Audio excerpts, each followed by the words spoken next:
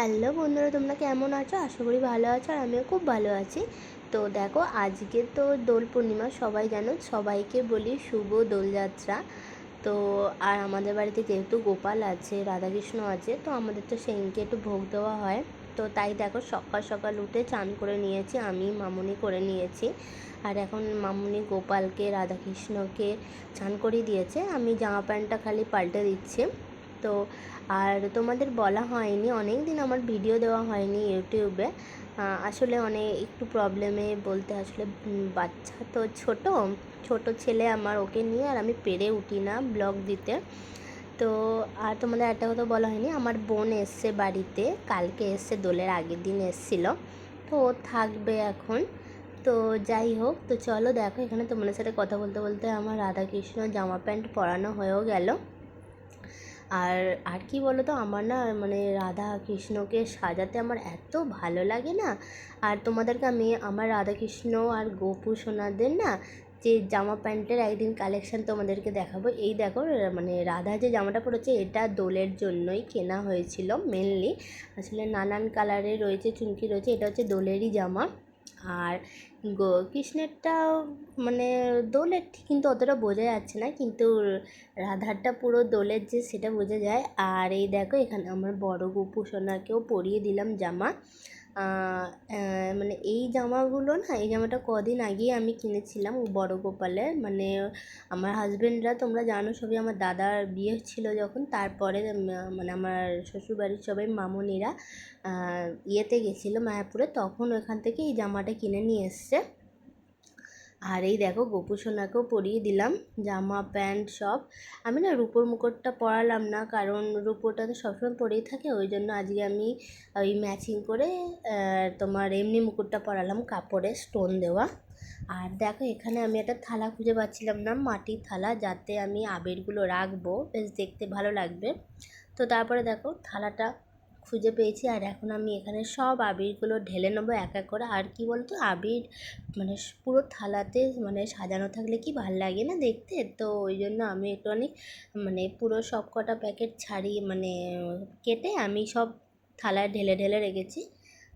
এখান থেকে নিয়ে খেলতেও সুবিধা হবে ওর জন্য। তো চলো দেখো, আর এই আকাশি কালারের যে আবিরটা না, এই আবিরটা এত ভালো লাগে। আসলে আমার বর মানে তোমাদের দাদাভাই আগে এনেছিল 3টে কালার, সবুজ, লাল আর কমলা। তো আকাশিটা আমি পরে গিয়ে নিয়ে এসেছি, আমার এত ভালো লাগে।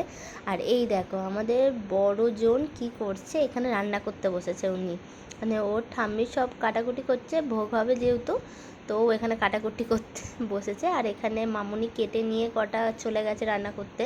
তো তারপরে ভাজাভুজি যেগুলো হবে সেগুলো কেটে নিয়ে মামুনি চলে এসছে। আর তারপরে আমি আলুদমে আলুগুলো কেটে দিচ্ছিলাম।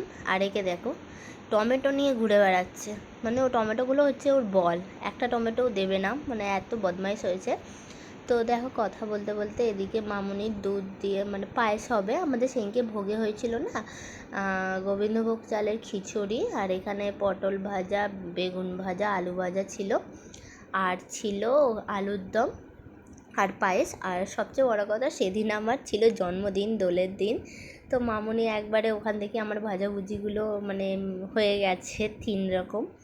আর দেখো, আমাদের বাড়িতে নিয়ম আছে, আগে গোপালদের মানে গোপু সোনা, রাধাকৃষ্ণ, মানে সব ঠাকুরকেই আগে আবির দিয়ে পায়ে আবির দিয়ে, তারপরে বড়দের পায়ে আবির দিয়ে আমাদের রং খেলা শুরু হয়। আর একে দেখো, রঙের ড্রেস পরে এখানে গামলা নিয়ে ঘুরে বেড়াচ্ছে।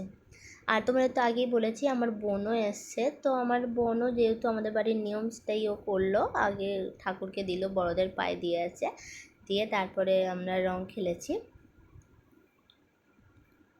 তো তারপরে ওখানে মামুনি খিচুড়ি করছিল, এখানে আমি একটু রিলস করে নিচ্ছিলাম রিকের সাথে। কিনা বদমাইশ দেখেছো, একটুখানি দাঁড়াচ্ছে না। তো যাই হোক, তারপরে মামুনি এখানে পুজো করছে। আসলে সেদিন না খুব গরম ছিল, 14 তারিখ, মানে এত গরম ছিল, মামুনি আর শাড়ি পরতে পারেনি, ওই জন্য নাইটি পরেই পুজো করছে। আর ওই দেখো, আমি এখানে রং টং খেলে গিয়ে তারপরে ও আমাকে পুরো ভূত করে দিয়েছে। দেখো, এখন নিজে রং মাখতে চাইছে না, আমাকে ভূত করেছে, আর ও নিজে মাখতে চাইছে না। তারপরে আমি ধরলে আর ছাড়ি, তারপরে দিয়েছি আমি, আমাকে বলছে অল্প দেবে অল্প দেবে। তো তারপরে আমি আর ছাড়িনি, আমি পুরো দিয়েছি। অ্যাকচুয়ালি আমরা না বাইরে কোথাও যাই না খেলতে, মানে পাড়াতেও কেউ খেলে টেলে না আমাদের, মানে যে যার তার মতো খেলে, বাড়ির লোকের সাথে খেলে। তো যাই হোক, তারপরে তো সব পুজো হয়ে গেল, খাওয়া দাওয়া দুপুরে কমপ্লিট।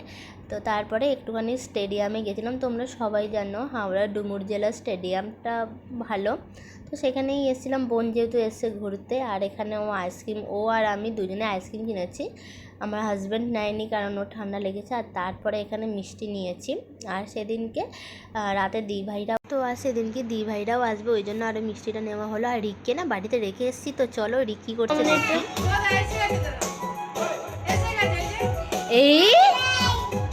এই কোথায় গেছিলে বন্ধুরা? তোমরা তো দেখলেই রিক থাকছিল না, ওই কান্নাকাটি করছিল বলে। মামুনি একটু নাচানাচি করছিল।